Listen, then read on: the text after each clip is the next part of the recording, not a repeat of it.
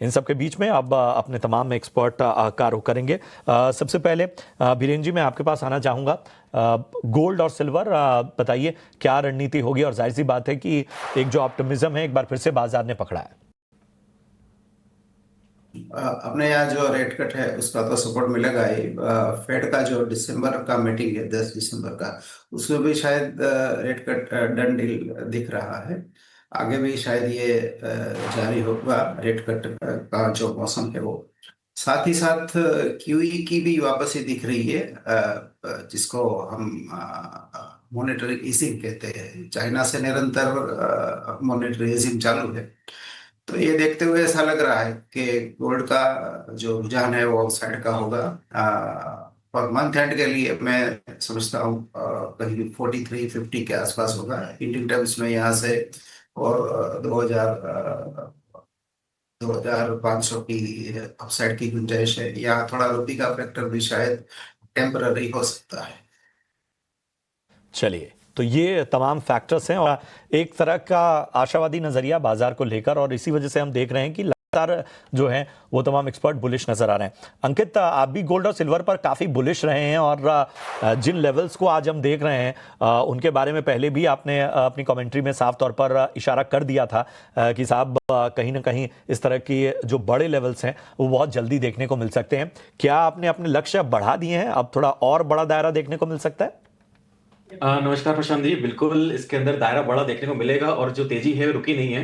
अभी थोड़ा सा एक सेटलमेंट के बोले या फिर एक कंसोलिडेशन के फेज में आया है। जब तेजी आई थी उसके बाद में अभी कुछ फैक्टर्स हैं, उसको देखना बहुत ज्यादा जरूरी है। सबसे पहले तो इंटरेस्ट रेट की बात करेंगे, वो कट होने की बहुत ज्यादा बातें करी जा रही हैं। लेकिन कट करने के पहले जो 16 तारीख को डिसीजन आएगा इंटरेस्ट रेट को लेके, सॉरी 10 तारीख को जो इंटरेस्ट रेट को लेकर डिसीजन आएगा, लेकिन 16 तारीख को महत्वपूर्ण आंकड़े आने वाले हैं। उसके पहले अगर फेड इंटरेस्ट रेट को घटा देता है तो थोड़ा सा आश्चर्य होगा, क्योंकि इसका आश्चर्य सबसे पहले क्योंकि फेड खुद बोल चुका है कि हम डेटा एनालाइज करेंगे उसके बाद ही कुछ आगे का निर्णय लेंगे। लेकिन कहीं ना कहीं प्रेशर बना हुआ है, तो हो सकता है 0.25 रेट जो इंटरेस्ट कट हो सकता है। आगे बात कर रहे हैं फेड चेयरमैन, शायद वो चेंज हो। अगर वो चेंज होते हैं तो जो नेक्स्ट चेयरमैन आएंगे वो अग्रेसिवली रेट कट करेंगे, इसका प्रेशर मार्केट में देखने को मिलेगा। और अभी जो ट्रेंड है वो पॉजिटिव बना हुआ है, तो सिल्वर गोल्ड दोनों कंडीशंस में मुझे लगता है कि तेजी रहेंगे। अगर मैं सिल्वर की बात करूं तो सिल्वर थोड़ी सी भी गिरावट आती है 1,80,000 के आसपास तो खरीदी करी जा सकती है। स्टॉप लॉस यहाँ पे 1,76,000 का लगा के रखेंगे। जब तक 1,76,000 के नीचे क्लोजिंग नहीं आ रही है तब तक बिकवाली करके काम नहीं करना है। और हो सकता है अगले हफ्ते फ्राइडे तक 1,88,000 तक के टारगेट्स वापस छूते हुए मिले। वहीं अगर गोल्ड की बात करें तो गोल्ड में भी मुझे तेजी लग रही है। 1,30,000 के आसपास पोजिशनल बाइंग करी जा सकती है। 1,28,000 का स्टॉप लॉस लगाएंगे, टारगेट यहाँ पे 1,34,000 तक देखने को मिलेंगे। चलिए, तो ये है राय आपको गोल्ड और सिल्वर पर आती हुई अंकित जी की तरफ से। अनुज जी, फटाफट अपनी भी कॉल्स बता दीजिए गोल्ड और सिल्वर पे। जी नमस्ते प्रशांत जी, सबसे पहले आपको जन्मदिन की बहुत बहुत बधाई। देखेंगे कि गोल्ड और सिल्वर दोनों के अंदर में तेजी का जो रुझान है अभी तक कायम है। कल हमने थोड़ा एक पिक्चर देखा था, सेलिंग एक प्रॉफिट बुकिंग आई थी, लेकिन अभी वापस एक बाउंस बैक किया है। जो डॉलर इंडेक्स है वापस स्लाइड कर रहा है, 99 के लेवल्स के नीचे ब्रेक कर दिया है, 98.92 के आसपास ट्रेड कर रहा है। तो जब तक डॉलर प्रेशर में रहेगा ये पॉजिटिव रहेगा गोल्ड और सिल्वर और बाकी सभी कमोडिटीज के लिए भी। तो गोल्ड के अंदर में बाई कंटिन्यू करके चलना चाहिए। लेवल्स है फरवरी कॉन्ट्रैक्ट के अंदर में 1,30,000 के आसपास बाई करके चल सकते हैं। 1,28,500 के नीचे स्टॉप लॉस रहेगा और टारगेट 1,32,500 का। सिल्वर देखेंगे तो 1,80,000 के आसपास बाई कर सकते हैं। 1,78,000 के नीचे स्टॉप लॉस रहेगा और 1,84,000 का टारगेट रहेगा।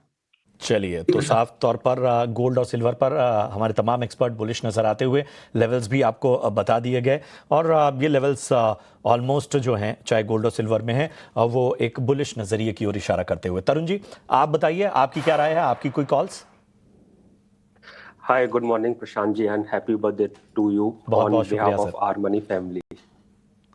Well coming to the bullion outlook, हमें ऐसा लगता है कि जैसे हमारे को पैनलिस्ट ने बोला है तेजी कंटिन्यू करेगा। एंड हमने लास्ट वीक से लेकर अब तक स्टेलर रन आते हुए देखा है। लास्ट वीक भी हमारा बाइंग साइड का मूड था and I think that mood will continue. अभी लास्ट 2 डेज से हम देख रहे हैं 4160 से 4265 के बीच में कॉमेक्स स्पॉट गोल्ड कंसोलिडेट कर रहा है। नॉनदाइलेस जब तक 4160 के नीचे कॉमेक्स गोल्ड स्लिप नहीं करेगा, हाई पॉसिबिलिटी है 4265 हायर रेंजेस पर काट कर जो अक्टूबर में रिकॉर्ड हाई थे उनको रिक्लेम करने की कोशिश करें और उनको रिवाइज करने की कोशिश करें। आज इन्फ्लेशन के नंबर आने हैं तो that will also attract buying in the gold and silver. Simultaneously Fed rate cut का जो 25 basis point already priced in है, बट मेजर सपोर्टिंग फैक्टर हो जाता है जो मई में रिप्लेसमेंट होगा पवेल का, वो केविन हैसेट के साथ में होगा जो कि ट्रम्प के अलाय हैं एंड वो प्रेफर करते हैं स्पीडर पेस ऑफ रेट कट, तो जो कि गोल्ड के लिए काफी सपोर्टिव रहेगा।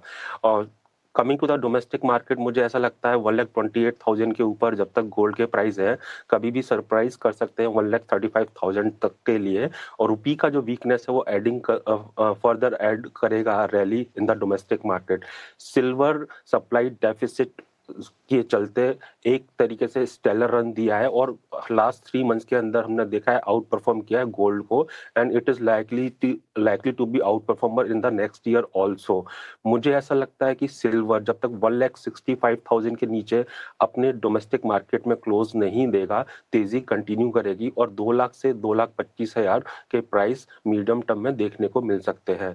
अगर मैं कॉमेक्स की बात करता हूँ तो 59 क्रॉस नहीं कर पा रहा है कॉमेक्स स्पॉट, बट मुझे ऐसा लगता है स्टिल $56 के ऊपर जब तक है one should be on buying side, dips पे बाय करके चलना चाहिए। द मोमेंट 59 क्लियर करेगा इसके अंदर फर्दर तेजी आते हुए देखेंगे।